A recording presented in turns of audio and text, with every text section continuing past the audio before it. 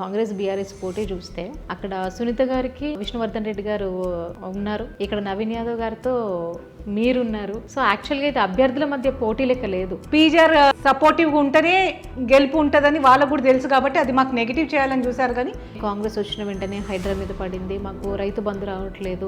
కొన్ని వీడియోస్ చూసినప్పుడు అంటే అరే ఇలాంటి సిచ్యువేషన్లో కాంగ్రెస్ గెలుస్తుందా, ఇందిరమ్మ రాజ్యం అంటే ఇట్లుంటది, ప్రజల కోసం పనిచేస్తారు అన్నది ఒక కాన్ఫిడెన్స్. సంవత్సరంలోనే 6 గ్యారెంటీలు అమలు చేస్తామని చెప్పారు, దాంట్లో వాళ్ళు చేసింది ఏం లేదు, అన్ని దొంగ మాటలు చెప్పారు. ఆడలేక ఓడిపోయినాక ఈ మాటలన్నీ డెఫినెట్గా వస్తాయి ఫ్రస్ట్రేషన్ తోటి. అంత గొప్ప నాయకులు ఆయన.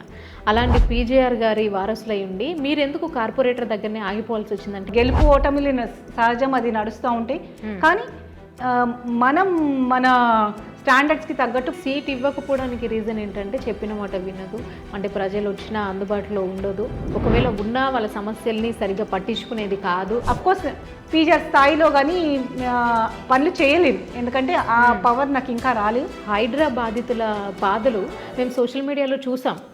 సో అంటే ఈ హైడ్రా అనేది మంచిగా, లేకపోతే అలాంటి పేదల ఇల్లు కూల్చడానికి వచ్చిందా? అంటే ఈ హైడ్రా అటుపోయి ఇటుపోయి వాళ్ళ ఫామ్ హౌస్ల మీద ఎక్కడ వస్తుందనే భయానికి దాని ఒక బూచి లెక్క చూపించి విజిట్ చేసినప్పుడు అక్కడ ఎక్స్పైరీ అయినటువంటి మందులు ఉన్నాయి, అక్కడ హాస్పిటల్లో డాక్టర్ అందుబాటులో లేరు, ఒక నర్స్ అందుబాటులో లేవు, అన్నీ కూడా చిలుమొచ్చేస్తున్నాయి. లాస్ట్ గవర్నమెంట్ అంగుల ఆర్భాటాలకు ఎన్నో పెద్ద పెద్ద హాస్పిటల్స్ ఇనాగ్రేషన్ చేసి వదిలేసింది. విజయారెడ్డి గారిని మేము మేయర్గా చూస్తామా, ఎమ్మెల్యేగా చూస్తామా, ఎంపీగా చూస్తామా? పదవులు మనకు అలంకరణ కాదు, మనమే పదవులకు వెన్న తేవాల.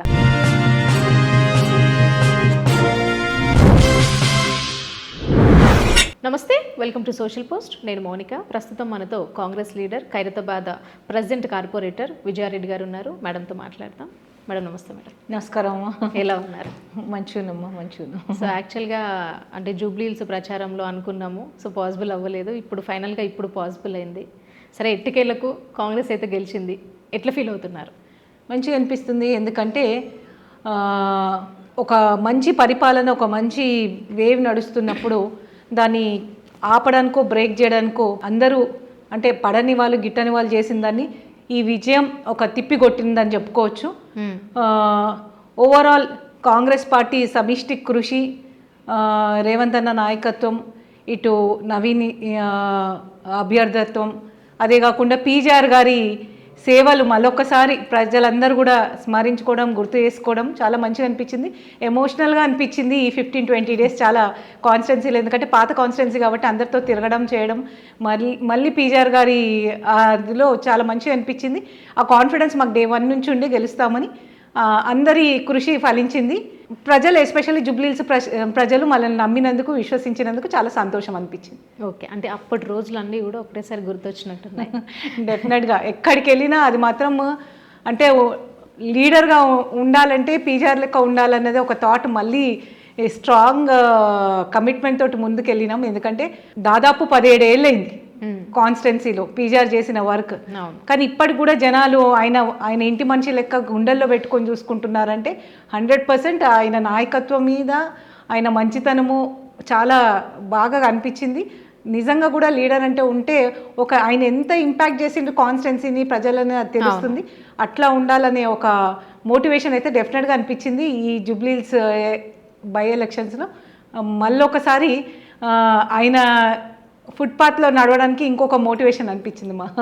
ఓకే, అంటే యాక్చువల్గా ఈ జూబ్లీహిల్స్ కాంగ్రెస్ బీఆర్ఎస్ పోటీ చూస్తే అక్కడ సునీత గారికి విష్ణువర్ధన్ రెడ్డి గారు ఉన్నారు, ఇక్కడ నవీన్ యాదవ్ గారితో మీరున్నారు. సో యాక్చువల్గా అయితే అభ్యర్థుల మధ్య పోటీ లెక్క లేదు, అంటే ఈ అక్క తమ్ముళ్ళ మధ్య పోటీ యుద్ధంలో అనిపించింది. మీకు ఎప్పుడైనా అనిపించింది అట్లా? మేమిద్దరం పర్సనల్గా అనుకోకపోయినా కానీ అది ఈ ఎలక్షన్లో పీజీఆర్ని ఒక ఆయుధం లెక్క వాడుకోవాలని డెఫినెట్గా బీఆర్ఎస్ అయితే ప్రయత్నం చేసింది. ఎందుకంటే నవీన్ యాదవ్ అభ్యర్థన వెల్లువెడిన రోజు నుంచి ఆయనని పీజీఆర్ నుంచి దూరం చేయాలని, కాంగ్రెస్ పార్టీని పీజీఆర్ నుంచి దూరం చేయాలని ఒక కుట్ర అనిపించింది మాకు. అది తిప్పి కొట్టడంలో, ఎందుకంటే ప్రతి ఒక్కరికి కూడా పీజీఆర్ గారు ఒక రోల్ మోడల్ లాంటి వాళ్ళు.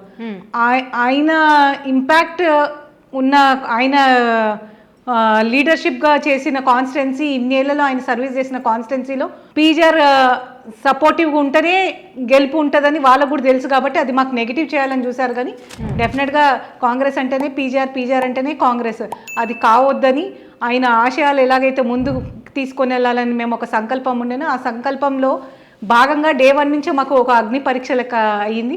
ఎక్కడైతే సోషల్ మీడియాలో నవీన్ ఏదో పీజీఆర్ గారిని నాన్ లోకల్ అన్నారని అది ప్రమోట్ చేసి డే 1 నుంచి ఆయన నెగిటివ్ చేయాలని చూశారు. కానీ నవీన్ మాకు పర్సనల్గా కూడా బాగా తెలుసు, ఎప్పుడు కూడా పీజీఆర్ గారిని ఒక రోల్ మోడల్గా ఒక ఆదర్శవంతంగా తీసుకునే వాళ్ళలో నవీన్ వాళ్ళ ఫాదర్ శ్రీశైలం గారు కానీ ఎందుకు కాదు, నవీన్ కానీ అందరు కూడా అది ఒక వాళ్ళ నోట్ల నుంచి వచ్చిన ఒక మాటను పట్టుకొని ఆయనకు నెగిటివ్ చేయాలనుకున్నప్పుడు 100% అది రాంగ్. పీజీఆర్ గారిని లోకల్ నాన్ లోకల్ ఆ టాపికే కాదు, ఎందుకంటే లీడర్ అంటేనే అవైలబిలిటీ. అవును, అవైలబుల్ ఉన్న లీడర్ అంటేనే అన్న అంటే నేనున్నా అని పలికేవాడు పీజీఆర్ గారు. ఆయనకి అవైలబిలిటీ లోకల్ టాపిక్ మీద పెట్టి ఆయనని ఇబ్బంది పెట్టాలనుకున్నప్పటి నుంచి డే 1 నుంచి మా పోర్ స్టార్ట్ అయింది. పీజీఆర్ వారసత్వం మీద అది ఇంకా అట్లా తీసుకొని వచ్చారు. కానీ 100% కాంగ్రెస్ అంటేనే పీజీఆర్ అంటేనే కాంగ్రెస్, మా ఇద్దరి మధ్యలో ఏం లేదు. కానీ ప్రజలు మాత్రం విశ్వసించారు. కాంగ్రెస్ పార్టీ పీజీఆర్ అనేది ఒక బ్రాండ్ ఉన్నది, అది ప్రజలు విశ్వసించారు, అట్లనే ముందుకెళ్ళింది అది. ఓకే, అంటే యాక్చువల్గా అంటే పోలింగ్ ఒక 2-3 డేస్ ముందు కనుక చూసుకుంటే బీఆర్ఎస్ లీడ్లో ఉన్నాయని అన్ని సర్వేస్ కూడా చెప్పాయి. లైక్ మనం కొన్ని పోల్స్ చూసుకుంటే కొన్ని పోల్స్ కూడా బీఆర్ఎస్ లీడ్లో ఉందని చెప్పింది. సడన్గా ఇట్లా పోల్ స్టార్ట్ అయిన తర్వాత, ఎలక్షన్ స్టార్ట్ అయిన తర్వాత, పోలింగ్ స్టార్ట్ అయిన తర్వాత కాంగ్రెస్ లీడ్లో ఉందని చెప్పింది. అంటే అప్పటి నుంచి బీఆర్ఎస్ నాయకులు కానివ్వండి, లీడర్లు కానివ్వండి, దొంగ ఓట్లు లేకుంటే రిగ్గింగ్ జరుగుతుంది, చీరలు పంచుతున్నారు, మందు పంచుతున్నారు, సో ఇలాంటి ప్రచారాలు చేశారు. కొన్ని వీడియోలు కూడా మేము సోషల్ మీడియాలో చూసాం. సో అది నిజమే అంటారా? ఒకటండి, ఎప్పుడు కూడా కాంగ్రెస్ అంగులకు ఆర్భాటాలకు పోలేదు. మీరు చూస్తే నేషనల్ వైడ్లో కూడా ప్రజల నమ్మకాన్ని, ప్రజల కనెక్టివిటీని నమ్ముకుంది. కానీ ఈ ఈవెంట్ మేనేజ్మెంట్ పరంగా ఈ ఎలక్షన్ వాళ్ళు తీసుకపోతే మేము మాత్రం ప్రజల మీద నమ్మకం ఉండే, మా పాలన మీద నమ్మకం ఉండే, మా గవర్నెన్స్ మీద నమ్మకం ఉండే, మా లీడర్షిప్ మీద నమ్మకం ఉండే, మా క్యాండిడేట్ మీద మాకు నమ్మకం ఉండే. సో మేము ఆ కాన్ఫిడెన్స్ తోటి డే 1 నుంచి మేము ఎప్పుడైతే పెట్టామో. ఇంకొకటి ఏంటంటే జూబ్లీహిల్స్ అంటేనే పీజీఆర్ గారి కాన్స్టిట్యున్సీ. అందులో సరే 10 ఏళ్ళు వాళ్ళు పవర్లో ఉన్నప్పుడు ఎన్నో అవకతవకలు అవన్నీ నడిచినాయి. మన వాళ్ళకు కూడా కరెక్ట్గా అవకాశం రాలే కాంగ్రెస్ పార్టీకి కూడా.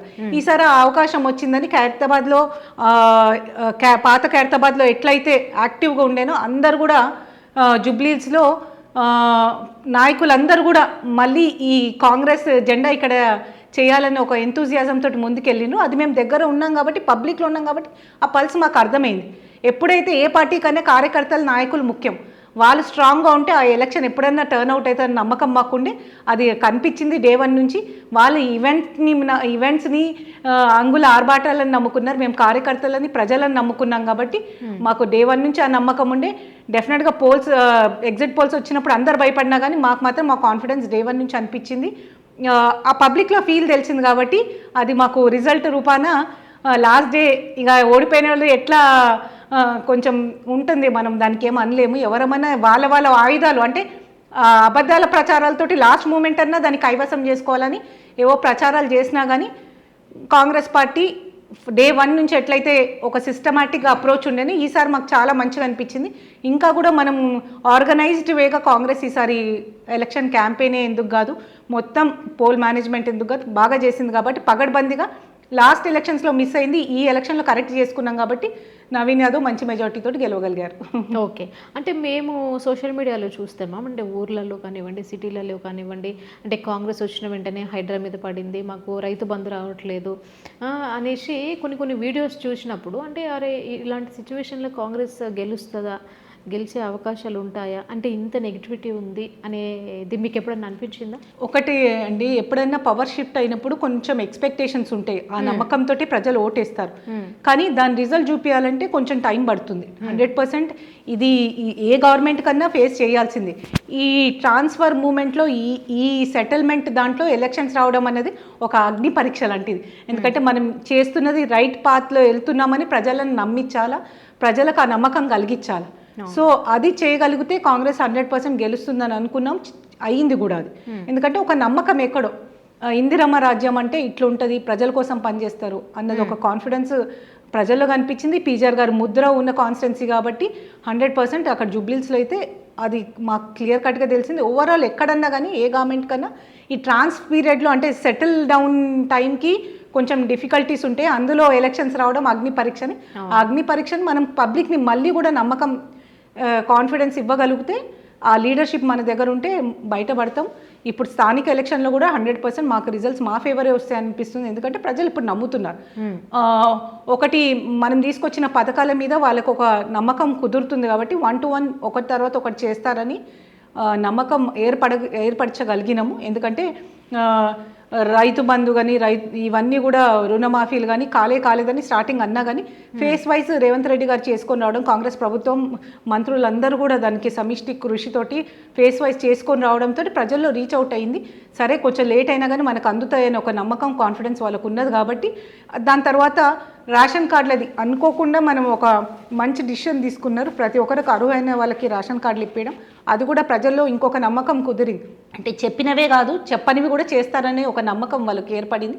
ఆ విధంగా ప్రభుత్వం నడుస్తున్న 100% ప్రజలకు ఆ కాన్ఫిడెన్స్ అయితే బిల్డప్ చేయడానికి టైం పడుతుంది. ఆ టైంలో మేము కూడా ప్రొటెక్ట్ చేసుకుంటూ ముందుకెళ్ళగలుగుతున్నాం కాబట్టి గవర్నమెంట్ సక్సెస్ఫుల్గా రన్ అవుతుంది. అంటే ఇప్పుడు మీరు ఇచ్చినటువంటి ఏవైతే 6 గ్యారంటీలు ఉన్నాయో అవి అమలు చేసినామని మీరు అంటున్నారు. బట్ ఫ్రీ బస్సు తప్ప అసలు ఏం అమలు చేయలేదనేసి బీఆర్ఎస్ నాయకులు అంటున్నారు. నిజమేనా? మేము పథకాలు ఇచ్చి 100% మేము ఇచ్చిన హామీలు అన్నీ అమలు చేస్తున్నాం. ఫర్ ఎగ్జాంపుల్ 200 యూనిట్స్ వరకే ఫ్రీ అని చెప్పాం. కాబట్టి సిటీలో ఉన్న వరకు 100% 200 యూనిట్స్ కరెంట్ వస్తుంది. కానీ అది ఎవరైతే అర్హులు గారో వాళ్ళకు వస్తలేదని పుకారా ఎట్లయిపోయిందంటే ఆపోజిషన్ పార్టీ వాళ్ళు చెయ్యనివే ఎక్కువ హైలైట్ చేస్తున్నారు. మేము అసలు చెప్పలేదు. మేము ఎక్కడ కూడా 200 యూనిట్స్ వరకు ఫ్రీ అని చెప్తున్నాం. ఆ 200 యూనిట్స్ ఎస్పెషల్లీ నేను చూసిన కాడికి జిహెచ్ఎంసీ లిమిట్స్ వరకు ఎవరైతే అర్హులు ఉన్నారో వాళ్ళకి అందరికీ వస్తుంది. కానీ ముందోడు రాలేదంటే అవునా రాలేదన్న ఆలోచనలో అందరు కూడా పడే స్థాయికి తీసుకొస్తున్నారు. అదే కాకుండా ఇప్పుడు 500 గ్యాస్ సిలిండర్కి కూడా ఒకటి అనుకున్న దానికి ఫేస్ వైజ్ చేస్తూ ఉన్నారు. సో అవన్నీ కూడా మేము చేస్తూనే చెప్పుకోవడం కన్నా వాళ్ళు మేము చేస్తలేమని ముందోడు బుగాయింపులో అది ప్రజలు గమనించకపోయినా కానీ నిలకడగా వాళ్ళకి మేము చేసిన స్టాటిస్టికల్గా కానీ వాళ్ళకి ఇవి అందుతున్నాయని క్వశ్చన్ చేసినప్పుడు వాళ్ళు సాటిస్ఫై అవుతున్నారు. అండ్ మోర్ ఓవర్ బస్సు అన్నది ఫ్రీ బస్ అనేది వాళ్ళు దాన్ని భూతద్దంలో పెట్టి చూపించాలని చూస్తున్నారు.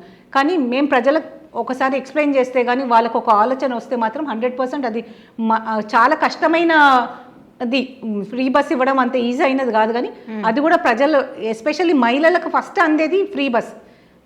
అంటే ఇప్పుడు మీరు 500 గ్యాస్ సిలిండర్ ఇచ్చినా కదా కొంతమందికి అందుతుంది. అదే 200 యూనిట్స్ అంటే 200 యూనిట్స్ లోపు ఉన్న వాళ్ళకి ఫ్రీ కరెంట్ వస్తుంది. అట్లా కాకుండా ఈ స్కీమ్ ఇర్రెస్పెక్టివ్ ఆఫ్ అన్ని స్లాబ్స్ వాళ్ళకి మహిళలకు అందుబాటులో ఉండాలని ఫస్ట్ స్కీమ్ తీసుకురావడం జరిగింది. సో ఇది సక్సెస్ఫుల్గా అన్ని ప్లాట్ఫామ్లో లేడీస్ అంటే ఇప్పుడు ఒక ఆఫీస్కి వెళ్ళేటోళ్ళు యూజ్ చేసుకుంటున్నారు, కాలేజెస్కి వెళ్ళే వాళ్ళు యూజ్ చేసుకుంటున్నారు, ఇళ్లలో పనిచేసే వాళ్ళు కూడా యూజ్ చేసుకుంటున్నారు. అట్లా ఏ ఎకనామికల్ బ్యాక్గ్రౌండ్ ఏది ఉన్నా కానీ అందరు కూడా యూజ్ చేసుకునే స్కీమ్ కాబట్టి అది మేము సక్సెస్ఫుల్గా తీసుకొస్తున్నామని దాన్ని ఎట్లా టార్గెట్ చేయాలనేది చేస్తూ ఉన్నారు. కానీ ప్రజలు మేము చెప్పి వివరిస్తుంటే మాత్రం అర్థం చేసుకుంటున్నారు. మేము ఇన్ని రోజులు గవర్నెన్స్ మీద దృష్టి పెట్టినాం. ఇప్పుడు గవర్నెన్స్తో పాటు ఈ పబ్లిసిటీ మీద కూడా ఈ ఎలక్షన్స్ ద్వారా మేము చేస్తున్న పనులు బయటికి వెళ్తున్నాయి కాబట్టి ప్రజలు దాన్ని హర్షిస్తున్నారు. ఇంకా మాకు ఇంకొక టర్మ్ కూడా కాన్ఫిడెన్స్ ఉన్నది. ఈ స్కీమ్స్ మేము అనుకునే అన్ని చేస్తున్నాం, అది ప్రజల వరకు రీచ్ అవుతుంది. దాన్ని పబ్లిసిటీ చేసుకోగలిగితే 100% ఇంకో టర్మ్ కూడా మాకు ఏ దోకా ఉండదని మేము నమ్ముతా ఉన్నాం. ఓకే, అంటే ఫ్రీ బస్ అనేది ఖచ్చితంగా అందరికీ యూజ్ అవుతుందని మీరు అనుకుంటున్నారు. ఈ ఫ్రీ బస్ పేరుతో ఆడవాళ్ళకి ఫ్రీ ఇచ్చేసి మగవాళ్ళకి టికెట్లు పెంచేసి అది ఎక్కడ కరెక్ట్ అనేసి వాళ్ళు అంటున్నారు. దీనివల్ల కొట్టుకొని చనిపోతున్నారు, గల్లలు వాళ్ళు కొట్టుకుంటున్నారు ఆడవాళ్ళు. దీనివల్ల ఆటో వాళ్ళకి ఇబ్బంది అయిపోతుంది అనేసి బీఆర్ఎస్ నాయకులు అంటున్నారు. నేను ఒకటి చెప్తానండి. ఇప్పుడు బస్ ఛార్జెస్ పెంచడం అంటే బీఆర్ఎస్ ప్రభుత్వంలో ఆర్టీసీని అమ్ముకునే పరిస్థితికి తీసుకొచ్చిండ్రు, దివాలా తీసి. అది ఎవరు గమనిస్తలేరు. అంటే వాళ్ళ దృష్టిలో ఇప్పుడు మొత్తం క్లోజ్ అయిపోయిన సంస్థని రివైవ్ చేసి తీసుకొస్తున్నామని కొంచెం ఇబ్బందికరంగా ఉండొచ్చు వాళ్ళకి. కానీ ప్రజలు గమనిస్తూ ఉన్నారు. ఈ ఫ్రీ బస్ ఇచ్చినా ఇవ్వకపోయినా కొన్ని ఛార్జెస్ యాజ్ పర్ గవర్నమెంట్ అవసరం ఉన్న కాడ తీసుకొని పోతా ఉంది. ఇప్పుడు ఛార్జెస్ పెంచారేమో కానీ గత 1.5 year నుంచి అయితే మేము ఇస్తున్నాం కదా. సో అది వేరు ఇది వేరు. దానికి రెండు లింకప్ చేసి ఏదో ఫెయిల్ అవుతున్నామని. అండ్ ఆటోస్ మీద ఇంత వీళ్ళు ఏదో ప్రేమ ఉన్నట్టు చెప్తున్నారు, 130 మంది చనిపోయినారని చెప్తున్నారు.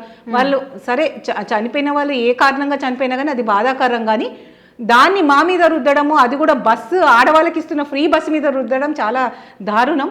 అదే ఆటో వాళ్ళు ఎన్నో స్ట్రైక్స్ చేశారు లాస్ట్ గవర్నమెంట్లో.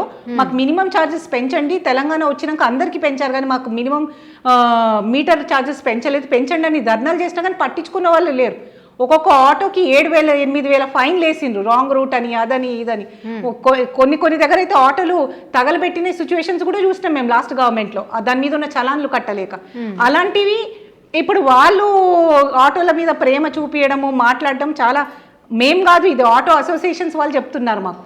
సో దీనివల్ల చాలా బ్యాడ్ పబ్లిసిటీ, అంటే నిజం అంత తొందరగా బయటికి రాకపోయినా కానీ అబద్ధం ఊరంతా చుట్టేస్తుంది అన్నట్టు అయిపోతుంది పరిస్థితి. కానీ ప్రజలు గమనిస్తూ ఉన్నారు. ఎస్పెషలీ మన తెలంగాణలో ఒక ఆలోచన గల్లవారు కాబట్టి ఒకసారి మనం క్లియర్గా ఎక్స్ప్లెయిన్ చేయగలిగితే, రీచ్ అవ్వగలిగితే పబ్లిక్ దాన్ని యాక్సెప్ట్ చేస్తూ ఉన్నారు. సో ఫ్రీ బస్సుకి ఇంకా ఛార్జీల పెంపుకి లింక్ ఏం లేదు. దీనికి ఫ్రీ ఇచ్చేదే ఎట్లా వసతి బట్టి అవన్నీ ఆర్టీసీకి సంబంధించిన డిసిషన్, దాన్ని మనం ఏం చేయలేం. కానీ 100% సక్సెస్ఫుల్గా ఈ మహిళలకు ఏదైతే ఫ్రీ బస్ ఉందో ఇది కంటిన్యూ అవుతుంది.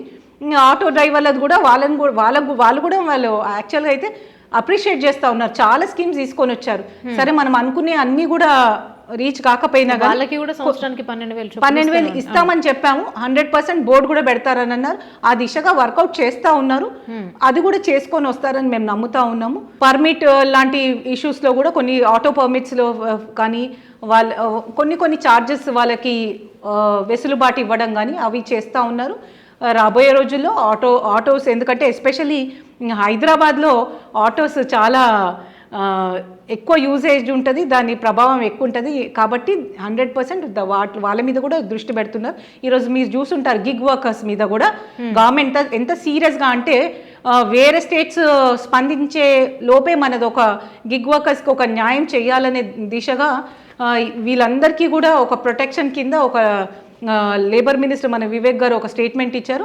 రాబోయే అసెంబ్లీ దాంట్లో దాన్ని బిల్ పాస్ చేసి అందరు వర్కర్స్కి, ఎందుకంటే ఇవాళ రేపు ప్రతి ఒక్క యువత ఈ అంబ్రెల్లా కిందకే వస్తున్నది. స్విగ్గీ డెలివరీ ఎందుకు కాదు, మన కొరియర్ డెలివరీస్ ఎందుకు కాదు, మన వెహికల్స్ ట్యాక్సీస్ అవన్నీ నడిపించడు, ఓలా ఇవన్నీ డిఫరెంట్ ఇవన్నీ ఉన్నప్పుడు యూత్ అంతా అందులో చాలా బాగా ఇబ్బంది పడుతూ ఉన్నారు. సో వాళ్ళందరికీ కూడా ఒక ప్రొటెక్షన్గా ఇవ్వాలని ఈ గిగ్ వర్కర్స్ది ఏదైతే బిల్ తీసుకొని వస్తుందో అది చాలా అంటే అక్కడ మా కమిట్మెంట్ చూపిస్తుంది. ఎందుకంటే లేబర్ వాళ్ళకి కానీ కింద స్థాయి వాళ్ళని ఒక ప్రొటెక్షన్గా కాంగ్రెస్ పార్టీ ఉంటుందనే మా లైన్ ఏదైతే ఉందో డెఫినెట్గా మా గవర్నమెంట్ అది ఫాలో అవుతున్నది. చెప్పినా చెప్పకపోయినా కానీ మా కమిట్మెంట్ తోటి మేము పనిచేస్తూ ఉన్నాం. ప్రజలు అది గమనిస్తూ ఉన్నారు. ఇలాంటివన్నీ కూడా ఇంప్లిమెంట్ అయితే ఇంకా కూడా మంచి పేరు వస్తుంది గవర్నమెంట్కి. 100% రాబోయే రోజుల్లో ఇంకా వర్క్ చేసే స్కోప్ కూడా ఉంటుంది. బీఆర్ఎస్ వాళ్ళు ఏమంటున్నారు అంటే వాళ్ళు ఇచ్చినటువంటి 420 హామీలు కానివ్వండి, 6 గ్యారంటీలు సంవత్సరంలోనే 6 గ్యారంటీలు అమలు చేస్తామని చెప్పారు. దాంట్లో వాళ్ళు చేసింది ఏం లేదు, అన్ని దొంగ మాటలు చెప్పారు. ఇప్పుడు జూబ్లీహిల్స్లో కూడా దొంగ ఓట్లతోనే ఇప్పుడు కాంగ్రెస్ గెలిచింది అనేసి బీఆర్ఎస్ వాళ్ళు అంటున్నారు. అంటే ఆడలేక ఓడిపోయినాక ఈ మాటలన్నీ డెఫినెట్గా వస్తాయి ఫ్రస్ట్రేషన్ తోటి, దాన్ని కాదనలేం. కానీ ప్రజలు నిర్ణయించాలా, డెమోక్రసీ అన్నవాళ్ళు సరే మేము కూడా ఎన్నోసార్లు ఓటమి పాలైనా కానీ అవి యాక్సెప్ట్ చేసి ప్రజల మధ్యలో వెళ్ళి ఇప్పటికన్నా వాళ్ళు కన్నులు తెరవాలా, ప్రజలు వాళ్ళ నుంచి ఏం ఎక్స్పెక్ట్ చేస్తున్నారు అన్నది. ఒక ఆపోజిషన్ పార్టీగా ఉన్నప్పుడు మీ నుంచి ప్రజలు ఏం ఎక్స్పెక్ట్ చేస్తున్నారో దానికి అనుగుణంగా మీరు వెళ్తే బాగుంటుంది. కానీ ఇంకా అవే అహంకారపు మాటలు, మేము ఇట్లనే మాట్లాడతాం, మేము ఇట్లనే నడుస్తామంటే ప్రజలు దాన్ని సహిస్తారు. తిప్పి కొట్టడానికి ఇంకా కూడా ఛాన్సెస్ వెతుకుతూ ఉన్నారు. ఫర్ ఎగ్జాంపుల్ జూబ్లీహిల్స్ ఎలక్షన్లో తిప్పి కొట్టారు. మీకు మీ అహంకారానికి, మీరు మాట్లాడే తీరుకి ప్రజలు యాక్సెప్టెన్స్ మీకు లేదు అని చెప్పడానికి జూబ్లీహిల్స్ ఎలక్షన్స్ రిజల్ట్సే ఇవి. రాబోయే రోజుల్లో ఇంకా కూడా చూస్తారు ఇలాంటివి. ఓకే, అంటే ఇప్పుడు ఈ విజయాన్ని రేవంత్ రెడ్డి గారి విజయం అనాలా లేకుంటే నవీన్ యాదవ్ విజయం అనుకోవచ్చా? ఇద్దరు కూడా అండి. ఎందుకంటే ఒక కాంగ్రెస్ పార్టీ ఒకటి, రేవంత్ రెడ్డి గారి నాయకత్వంలో నడుస్తున్నాము, నవీన్ కూడా మంచి క్యాండిడేట్. అట్లాగే జూబ్లీహిల్స్ కాన్స్టిట్యున్సీలో పీజీఆర్ గారి కాన్స్టిట్యున్సీ కాబట్టి ఆ కాన్స్టిట్యున్సీలో ఉన్న ఎఫెక్ట్స్ కూడా అన్నీ కూడా కలిసి ఈరోజు మంచి రిజల్ట్స్ వచ్చాయి. ఇదే రిజల్ట్స్ ఏ ఎలక్షన్స్ అయినా వస్తాయని మేము నమ్ముతా ఉన్నాము. ఎందుకంటే ప్రజలు విశ్వసిస్తున్నారు ఇప్పుడు కాంగ్రెస్ పార్టీని కానీ రేవంత్ రెడ్డి గారి లీడర్షిప్ని. ఏదైతే ఏమంటారు పబ్లిసిటీ చేయడానికి ట్రై చేశారు, బ్యాడ్ పబ్లిసిటీ తోటి మా మీద కొన్ని దుమ్మెత్తి పోయాలని చూసారు, కానీ అవన్నీ మంచిగా తిప్పి కొట్టగలిగినాం కాబట్టి ప్రజలు ఇప్పుడు రియలైజ్ అవుతున్నారు. 100% ఇద్దరి విజయం అది, పార్టీగా అండ్ నవీన్ యాదవ్కి కూడా ఒక మంచి విజయం అండి. ఓకే, అంటే ఇక్కడ జూబ్లీ హిల్స్లో కాంగ్రెస్ చూసుకుంటే మంచి మెజారిటీతో గెలిచింది, బట్ బీహార్లో చూసుకుంటే చాలా తక్కువ మెజారిటీతో కాంగ్రెస్ ఓడిపోవడం జరిగింది. సో అంటే ఇప్పుడు కొంతమంది ఏమంటున్నారు అని అంటే ఇక్కడ గెలుస్తేనేమో ప్రజాస్వామ్యం అవుతుంది, బట్ అక్కడ ఓడిపోతేనేమో ఓట్ చోరీ అవుతుందా, అది ఎలా అవుతుంది అనేసి కొంతమంది అంటున్నారు. మేము దానికి చెప్పడం ఒట్టి మాటలకు చెప్తలేము. మా స్టాటిస్టికల్ లీడర్ రాహుల్ గాంధీ గారు చాలా స్టాటిస్టికల్గా చెప్పగలిగారు ఎక్కడ ఏంటి అన్నది, చాలా డేటాతోటి మాట్లాడారు. సరే ఓట్ చోరీ ఒకటే కాదు, దాంట్లో చాలా రీజన్స్ ఉన్నాయి మా ఓటమికి.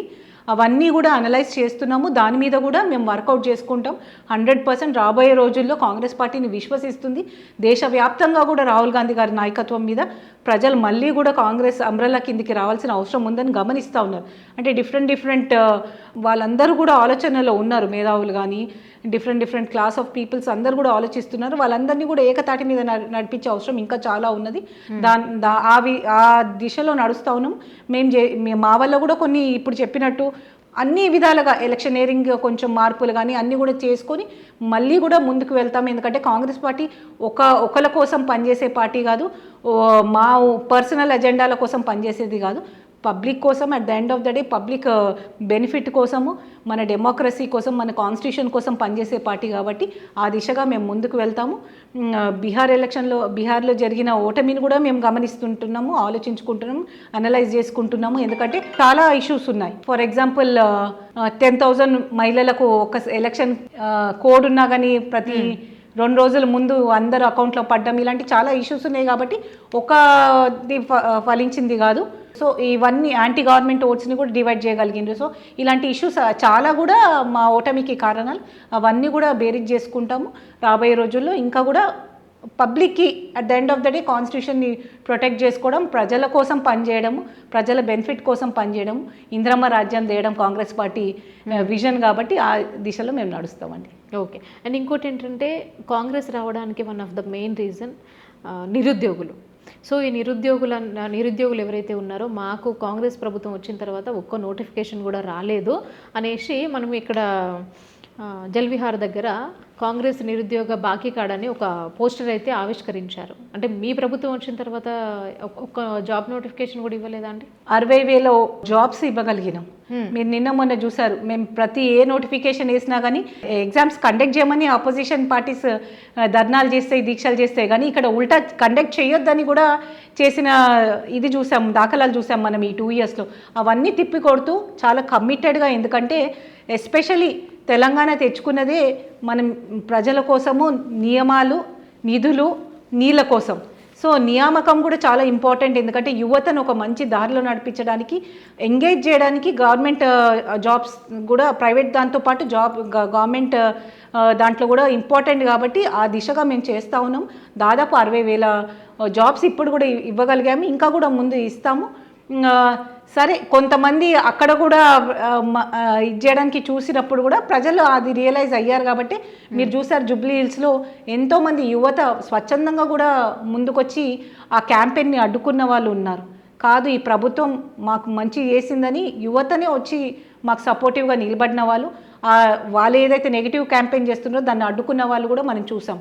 కాబట్టి అవన్నీ కూడా భాగంగా 60,000 జాబ్స్ ఎట్లయితే ప్రామిస్ చేశామో రాబోయే రోజుల్లో ఇంకా కూడా ప్రజలకు మేము అనుకున్న క్యాలెండర్ ప్రకారం ఆ జాబ్స్ కానీ యువతని ఆదుకునేదానికి ఇప్పుడు చెప్పినట్టు గిగ్ వర్కర్స్ది ఇలాంటివి అన్నీ కూడా ఒక్కొక్కటి యువతని ఎస్పెషల్లీ ఎంపవర్ చేయడానికి, వాళ్ళని ఎంగేజ్ చేయడానికి 100% ఈ గవర్నమెంట్ కమిటెడ్గా ఉన్నది, ఆ దిశగా నడుస్తూ ఉన్నది.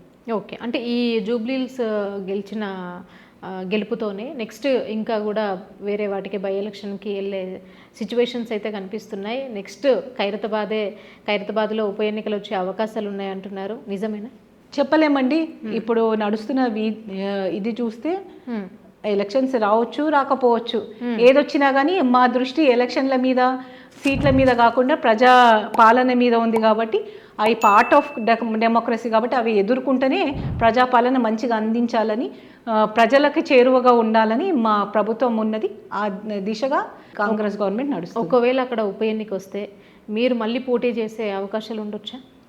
ఇది కాంగ్రెస్ పార్టీ అండి. లాస్ట్ మూమెంట్లో వరకు అందరం కూడా అర్హులమే, కానీ హైకమాండ్ ఎవరికి డిసైడ్ చేస్తుందో వాళ్ళ కోసం అందరం కలిసి పనిచేస్తాము. ఖైరతాబాద్, ఎస్పెషల్లీ ఖైరతాబాద్ నియోజకవర్గంలో పీజీఆర్ బిడ్డగా, ఖైరతాబాద్ ఆడబడుచుగా విజయారెడ్డి అనేది ఒక కీలకమైన ఫ్యాక్టర్. అది అంత ఈజీగా ఇగ్నోర్ ఎవరు చేయరనుకుంటున్నాను. 100% నేను చేసిన హార్డ్ వర్క్ కానీ, పార్టీకి మా కమిట్మెంట్ కానీ, మా బ్యాక్గ్రౌండ్ కానీ, మేము ప్రజల్లో ఉన్న అందుబాటులో ఉన్న విధానం కానీ, ప్రజలను మా మీద చూపిస్తున్న నమ్మకం కానీ, లాస్ట్ ఎలక్షన్స్లో మాకు ఆ వేవ్లో కూడా మేము మంచి ఫైట్ ఇచ్చి దగ్గరలో వరకు వెళ్ళి ఇదైన విధానం కానీ అన్నీ చూస్తూ ఉంది. డెఫినెట్గా మాకు హైకమాండ్ మీద, మా కాంగ్రెస్ నాయకత్వం మీద, రేవంత్ రెడ్డి గారి నాయకత్వం మీద నమ్మకం ఉంది. కాబట్టి మేము ఎప్పుడు అవకాశం వచ్చినా కానీ కరెక్ట్ టైంలో కరెక్ట్ వాళ్ళకి అవకాశం ఇస్తారని నమ్ముతున్నాం. ఓకే. సో మీరు ఖైరతాబాద్లో ఎమ్మెల్యేగా పోటీ చేశారు. సో బీఆర్ఎస్ నుంచి అదే ఖైరతాబాద్లో దానం గారు పోటీ చేసి గెలిచారు. సో మీకు ఎప్పుడైనా అనిపించిందా, ఈనేంటి నేను ఎక్కడ పోటీ చేయాలనుకున్నా కూడా అక్కడ నా వెనుక వస్తూ ఉన్నారు, ఇదేంట్రా ఏం కరోరా బాబు నా వెంట పడుతున్నాడు అనిపించింది? లైటర్ నోట్, నా కెరియర్ స్టార్ట్ అయినప్పటి నుంచి నాకు నాగేందర్ గారితో ఎప్పుడు నాకు నాగేందర్కి అవుతా ఉన్నది ఈ ఇష్యూస్. సో ఇప్పుడు నేను అదంతా సీరియస్గా తీసుకుంటలేను, ఎనర్జీ లెవెల్లో చేయాలనుకుంటలేను. 100% నా లీడర్షిప్ ఏందో, నా పనితనం ఏందో, నేను ప్రజలకి ఏం సర్వీస్ చేయగలుగుతానో పీజీఆర్ బిడ్డగా, ఖైరతాబాద్ ఆడబడుచుగా నేను ఆల్రెడీ ప్రూవ్ చేసుకున్నా. కాబట్టి ముందు ఎవరున్నా కానీ నాకు పెద్ద ఫరక్ పడదు, నా పని నేను చేసుకుంటూ వెళ్తానండి. ఓకే. నెక్స్ట్ అంటే బీఆర్ఎస్ నుంచి ఖైరతాబాద్లో మీ తమ్ముడు గారు అంటే విష్ణువర్ధన్ గారు పోటీ చేసే అవకాశాలు ఉండొచ్చు అనే సమాచారం ఉంది. ఒకవేళ విష్ణువర్ధన్ గారు అక్కడ పోటీ చేస్తే తమ్ముడిగా మీరు ఆయనకి సహకరిస్తారా, లేకపోతే పార్టీస్ వేరని సైలెంట్గా ఉంటారా? అంటే ఎంతైనా మీది ఒకటే రక్తం కదా, ఎట్లా ఆలోచిస్తారు? ఇప్పుడు ప్రతి ఎలక్షన్కి ఒక్కొక్క స్ట్రాటజీ ఉంటుంది. బేసిక్గా ఖైరతాబాద్ నియోజకవర్గంలో పీజీఆర్ మొత్తం మొన్న జూబ్లీస్లో కూడా చూసుంటారు మీరు. పాత నియోజకవర్గంలో పీజీఆర్ గారు 30 ఏళ్ళు 40 ఏళ్ళు సర్వీస్ ఇచ్చిన వాళ్ళు. మా కుటుంబానికి, ఖైరతాబాద్ నియోజక ప్రజలకు అందరు కూడా ఒక కనెక్టివిటీ ఉన్నది. సో ప్రజలు అవన్నీ కూడా గమనిస్తూ ఉన్నారు. మేము కాంగ్రెస్ పార్టీలో ఉన్నాము, కమిటెడ్గా కాంగ్రెస్ పార్టీ కోసం పనిచేస్తాము. మొన్న కూడా మీరు చూస్తూ ఉంటారు, జూబ్లీహిల్స్ ఎలక్షన్స్లోనే కానీ, మహారాష్ట్రలో ఎలక్షన్స్ ఉన్నా కానీ, ఎక్కడున్నా కానీ మేము మా వంతు కృషిగా కాంగ్రెస్ నాయకురాలు లెక్క. ఎందుకంటే పీజీఆర్ గారు లాస్ట్ తను బతుకున్న రోజులు కాంగ్రెస్లోనే ఉన్నారు. అఫ్కోర్స్ మేము కూడా ఏ పార్టీలో ఉన్నా కానీ, నేను కూడా వేరే పార్టీలో ఉండే, కానీ ఏ పార్టీలో ఉన్నా కమిటెడ్గా పనిచేయడం మాకు అలవాటు. 100% కాంగ్రెస్ పార్టీలో ఉన్నాము, కాంగ్రెస్ పార్టీలోనే ఉంటాము. నాకు ఇచ్చిన అవకాశం మేము ఎప్పుడు కూడా ఎన్నో ఏళ్ళ నుంచి మేము కాంగ్రెస్ పార్టీ అంటేనే చిన్నప్పటి నుంచి చూస్తున్నాం. అదొక కళ, నాకు నా డ్రీమ్ నిజమై నేను ఈ కాంగ్రెస్లో నాకు అవకాశం దొరికింది. కాబట్టి 100% నేను బతుకున్న కాలం కాంగ్రెస్ పార్టీలో ఎలాగైతే పీజీఆర్ గారు సర్వీస్ చేశారో అట్లే నేను కూడా సర్వీస్ చేస్తా.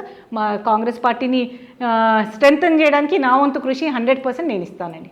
ఓకే. అది ఇర్రెస్పెక్టివ్ ఆఫ్ ఎవరన్నది కాదు, కాంగ్రెస్ పార్టీ లైన్లో 100% నేను పార్టీ కోసం పనిచేస్తాను, పార్టీ విజయ అవకాశాల కోసం ముందుకెళ్తాను. ఓకే. అంటే మీలో పీజీఆర్ గారి నిజమైన వారసులు అంటే మీరా, లేకపోతే విష్ణువర్ధన్ గారు అంటారా? అది మేము క్లెయిమ్ చేయొద్దు, ప్రజలు చేయాలా, పీజీఆర్ గారితో కార్యకర్తలు అనుకోవాలా. సో అది నేను వాళ్ళ ప్రజలకి వదిలేస్తాను. అది నేను విష్ణు అనే కాదు, పీజీఆర్ గారు ఇప్పుడు ఫర్ ఎగ్జాంపుల్ చెప్తున్నాను, ఆయన వారసత్వం అంటే ప్రజలకు అవైలబుల్ ఉండడం. అన్న అంటే నేనున్నాని పలికే నాయకుడు. పీజీఆర్ గారి శిష్యులు ఎంతో మంది కూడా ఆ దిశగా పనిచేస్తున్నారు, ప్రజలకు అవైలబుల్ ఉన్నారు. ఇర్రెస్పెక్టివ్ ఆఫ్ పార్టీస్లో పీజీఆర్ గారి శిష్యులు ఉన్నారు. ఇర్రెస్పెక్టివ్ ఆఫ్ డిఫరెంట్ ఇష్యూస్ మీద పీజీఆర్ గారిని ఆదర్శంగా తీసుకొని ఆయన లెక్క పనిచేసే నాయకులు ఎంతో మంది ఉన్నారు. వాళ్ళందరూ కూడా పీజీఆర్ వారసులే. ఇప్పుడు నవీన్ యాదవ్ కూడా పీజీఆర్ వారసత్వం ముందుకు తీసుకొని వెళ్తుండని అనుకోవచ్చు. ఎందుకంటే ఆయన తీసుకొని వెళ్ళాలి కూడా. ఎందుకంటే ప్రజలులో ఆయనని పీజీఆర్ లెక్క ఒక మరో అవకాశం ఇచ్చారు. సో వాళ్ళందరూ కూడా పీజీఆర్ వారసులు అవుతారు. ఇప్పుడు నేను విష్ణు అనే కాదు, ఎవరైతే పీజీఆర్ ఆశయ సాధనకు ముందుకు తీసుకొని వెళ్తారో, ప్రజలకు మేమున్నామని ఒక ధైర్యం ఇచ్చి ఆయన పనిచేసినట్టు పనిచేస్తారు, అందరూ కూడా పీజీఆర్ వారసులే. At the end of the day ప్రజలు డిసైడ్ చేయాలా ఎవరు కరెక్ట్ ఎవరు రాంగ్ అన్నది. ఓకే, అంటే ఇప్పుడు మీ గురించి మాట్లాడుకుంటే అంత గొప్ప నాయకులు ఆయన, అలాంటి పీజీఆర్ గారి వారసులై ఉండి మీరు ఎందుకు కార్పొరేటర్ దగ్గరనే ఆగిపోవాల్సి వచ్చిందంటే ఏం చెప్తారు? సరే, పదవులు ఎప్పుడు శాశ్వతం కాదండి. అంటే నేను కార్పొరేటర్గా ఆగిపోయినని నేను ఎప్పుడు అనుకోలేదు. నా స్థాయికి మించి నేను పనిచేసినాను, అంటే కార్పొరేటర్ స్థాయికి మించే పనిచేసినాను. సో పదవులతోటి మనం ఎక్కడ మనల్ని జడ్జి చేయలేరు. అట్లా అనుకుంటే పీజీఆర్ బిడ్డకి తగు పదవి ఏది అంటే ఏమీ చెప్పలేం. సో ప్రజల గుండెల్లో ఖైరతాబాద్ ఆడబడుచుగా, పీజీఆర్ బిడ్డగా నేను రీచ్ అవుతున్నానా లేదా అది ముఖ్యం నాకు. అది నేను రీచ్ అవుతున్నాను అనిపిస్తుంది. ఇంకా కూడా నా నుంచి ఎక్స్పెక్టేషన్స్ ఏవైతే ఉన్నాయో అవన్నీ కూడా రీచ్ కావడానికి ట్రై చేస్తూ ఉన్నాను. 100% ప్రజల సపోర్ట్ ఉన్నది కాబట్టి, పార్టీల సపోర్ట్ ఉన్నది కాబట్టి, కాంగ్రెస్ పార్టీ నాయకత్వం నమ్మి నాకు మొన్న ఎమ్మెల్యే బీఫామ్ ఇచ్చారు. సో సరే, గెలుపు ఓటమిలు సహజం, అది నడుస్తూ ఉంటాయి. కానీ మనం మన స్టాండర్డ్స్కి తగ్గట్టు పని చేసుకుంటూ వెళ్ళాలి.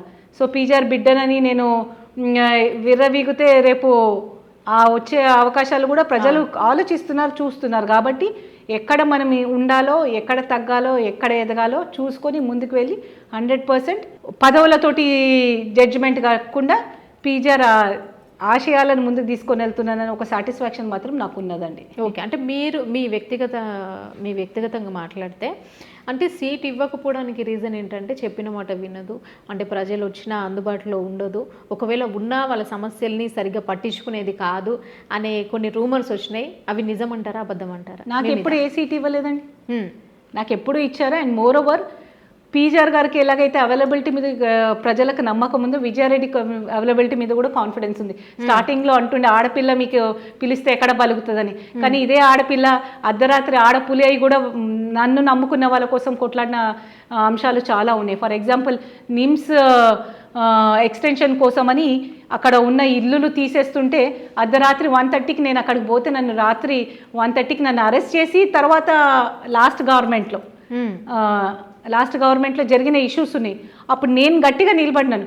సో ప్రజలకి ఒకసారి లాస్ట్ గవర్నమెంట్లో కూడా మళ్ళీ గుడిసెలేవో మన జూబ్లీ హిల్స్లో కూలగొడుతుంటే మేము పోయి అక్కడ నిలబడినాం. ఒక దిక్కు వర్షం పడుతున్నా కానీ ఆర్డీఓ వాళ్ళు వచ్చి పోలీస్ సపోర్ట్ తోటి, పోలీస్ ప్రొటెక్షన్ తోటి అవి తీయడానికి ట్రై చేస్తుంటే మేము అక్కడ నిలబడి ధర్నా చేస్తే ఈరోజు కూడా ఆ ఇల్లులు అట్లనే ఉన్నాయి. ఇప్పుడు వాళ్ళు గుడిసెలు తీసి ఇల్లులు కట్టుకుంటున్నారు. సో మీకు ఎవరో కానీ తప్పు సమాచారం ఇచ్చారు. 100% విజయారెడ్డి అంటేనే అవైలబిలిటీ. పీజీఆర్ గారు ఎలాగైతే అవైలబుల్ ఉంటారో విజయారెడ్డి కూడా అట్లనే అవైలబుల్ ఉంటుంది. మీతో మాట్లాడుతుంటే కూడా నాకు కాల్స్ వస్తూ ఉన్నాయి. సో ప్రతిసారి కూడా నా స్టాండ్ నేను రాజకీయాల్లో ఉన్నదే అది ప్రూవ్ చేయడానికి. ఎలాగైతే పీజీఆర్ గారు ఉండేనో, అన్న అంటే నేనున్నా అని పలికేవాడు, అక్క అంటే నేనున్నా అన్న కాన్సెప్ట్లోనే నేను వెళ్తున్నాను. 100% ప్రజలు అది గమనిస్తున్నారు. ఎన్నో సందర్భాలు ఉన్నాయి నేను ప్రూవ్ చేసుకునే సందర్భాలు. నేను ఉన్నాననే నమ్మకంతో ఈరోజు మీరు అన్నట్టు ఏ ప్రాపర్ పదవి లేకపోయినా కానీ 14 ఏళ్లలో నేను రాజకీయాల్లో సస్టైన్ అవుతున్నాను, ముందుకు వెళ్తున్నానంటే ఆ నమ్మకం వల్లనే, ఆ ప్రజల ఆశీర్వాదం వల్లనే, ప్రజల సపోర్ట్ వల్లనే. అది ఎప్పుడు వస్తుందంటే మనం వాళ్ళకి అందుబాటులో ఉండి వాళ్ళకి నమ్మకం కలిగించగలుగుతానే అది వస్తుంది. అది నాకు వచ్చిందనే అనుకుంటున్నాను. ఇంకా కూడా చేయాల్సినవి చాలా ఉన్నాయి. అఫ్కోర్స్ పీజీఆర్ స్థాయిలో కానీ పనులు చేయలేను, ఎందుకంటే ఆ పవర్ నాకు ఇంకా రాలేదు.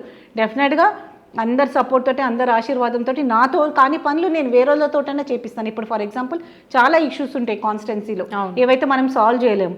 మేము అఫీషియల్స్ దగ్గరికి వెళ్తాం. అఫీషియల్స్ దగ్గర కాకపోతే మా నాయకుల దగ్గరికి వెళ్తున్నాం, వెళ్ళి పనులు చేయించుకొని వస్తున్నాం. ఎక్కడ కూడా మేము సైలెంట్గా లేము. ఎక్కడ ఎమ్మెల్యేగా ఓడిపోయినా కానీ కాన్స్టిట్యున్సీలో for example last government form కాగానే అన్ని కాన్స్టిట్యున్సీలో కూడా స్పెషల్ డెవలప్మెంట్ ఫండ్ కింద 10 crores కాంగ్రెస్ గవర్నమెంట్ వచ్చినాక ప్రతి కాన్స్టిట్యున్సీకి ఇస్తా అన్నది. నా కాన్స్టిట్యున్సీలో విదిన్ 1 డేనే నేను మొత్తం ఎక్కడెక్కడ ఏం అవసరం ఉన్నాయో ఒక మొత్తం ఇది తీసుకుపోయి మా ఇన్ఛార్జ్ మంత్రికి ఇస్తే he was shocked. Contested candidate కూడా అంత రెడీ లేరు, నీ దగ్గర అంత డేటా ఉంది అని. సో నేను always available for the people. ఏ సమస్య ఎక్కడుందో నాకు తెలుసు, దాన్ని ఎట్లా పరిష్కరించుకోవాలో టైంని బట్టి అట్లా పరిష్కరించుకుంటూ వెళ్తానని ప్రజలకు కూడా నమ్మకం ఉంది. కాబట్టే నాకు అనుకోదగ్గ పదవులు ఏవి రాకపోయినా కానీ నా వెంబడి నన్ను నడుపుతూ ఉన్నారండి. అంటే ఇప్పుడు మీ తమ్ముడు గురించి మాట్లాడుకుంటే, అంటే విష్ణువర్ధన్ రెడ్డి గారి గురించి మాట్లాడుకుంటే, ఆయన సేమ్ అంత గొప్ప నాయకులకి పిల్లలు మీరు. ఎందుకు వరుసగా ఓడిపోవాల్సి వచ్చింది? ఎందుకు అంటే మొన్న 2023లో కూడా టికెట్ కూడా రాలేదు. అంటే దీనికి రీజన్స్ ఏమై ఉంటాయని మీరు అనుకున్నారు? ఒకటండి, ఎవరి ఇండివిజువాలిటీ వాళ్ళది. కానీ out of sight out of mind అనేది మాత్రం పాలిటిక్స్ అనే కాదు, ఎక్కడ కూడా మనం నమ్ముకున్న సిద్ధాంతాలకి, మనం నమ్ముకున్న దానికి మనం కట్టుబడి ఉండాలా. ఆ విధంగా పని చేసుకుంటూ వెళ్తుంటే సరే అవకాశాలు ఈరోజు వస్తాయి, రేపు రావు.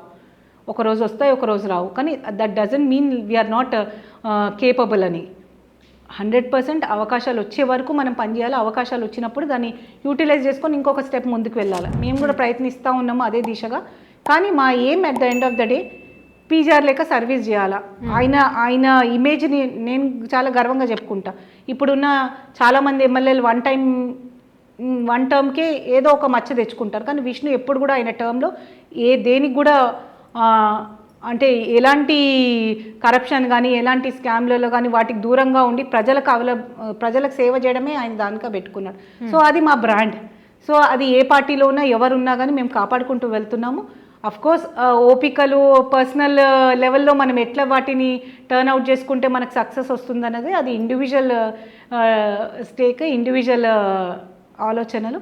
కాబట్టి ఎవరి ఇది వాళ్ళే విష్ణువే కరెక్ట్గా చెప్పగలుగుతారు అనుకుంటా. దానికి రీజన్స్ నేను చెప్పడం కన్నా కానీ నేను గమనించింది మాత్రం ఇది ఒకటి. సరే అన్ని సిచ్యుయేషన్స్ కలిసి వచ్చినప్పుడే సక్సెస్ అవుతాం. ఇండివిజువల్గా సక్సెస్ కావాలనేది చాలా అరుదైన కేసు. అన్నీ మనకు కలిసి వచ్చే వరకు మనం ఓపికతోటి ముందుకు వెళ్ళాలా. ప్రజల నమ్మకాన్ని మనం ఎప్పుడు కూడా పోనీయకుండా కాపాడుకుంటూ వెళ్ళాలా. మనకు ప్రజలు ఒక నమ్మకం ఏంటంటే పీజార్ లెక్క అందుబాటులో ఉండాలా, పీజార్ లెక్క స్వార్థం లేకుండా సర్వీస్ చేయాలి.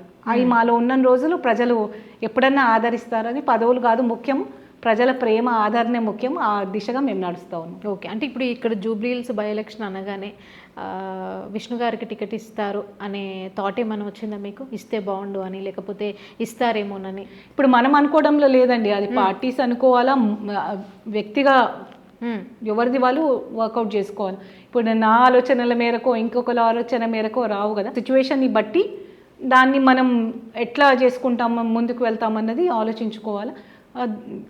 ఏ పార్టీ అన్నా కానీ ప్లస్ మైనస్ బేరీ చేసుకుంటూ ఉంటుంది. ఆ దిశగా మనం నడవాలి.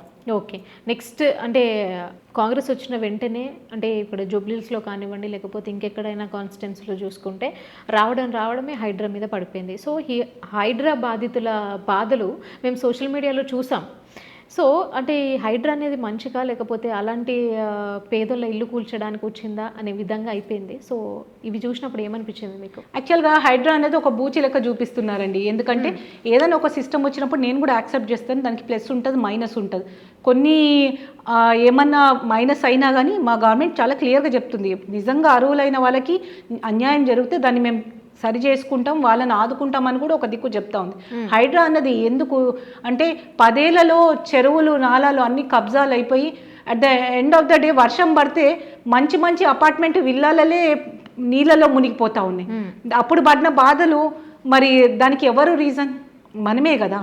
సో హైడ్రా లాంటి ఒకటి తీసుకొచ్చి ఇర్రెస్పెక్టివ్ ఆఫ్ ఒక లాంగ్ రన్లో మన చెరువులు కానీ మన కుంటలు కానీ కాపాడుకొని వెళ్ళాలా. అదేవిధంగా మన గవర్నమెంట్ భూములు కానీ ఇవన్నీ న్యాచురల్ రిసోర్సెస్, ఇవన్నీ కూడా ప్రొటెక్ట్ చేసుకుంటూ ప్రజలకు లాంగ్ రన్లో మేలు చేసే విధంగా హైడ్రా నడుస్తూ ఉన్నది.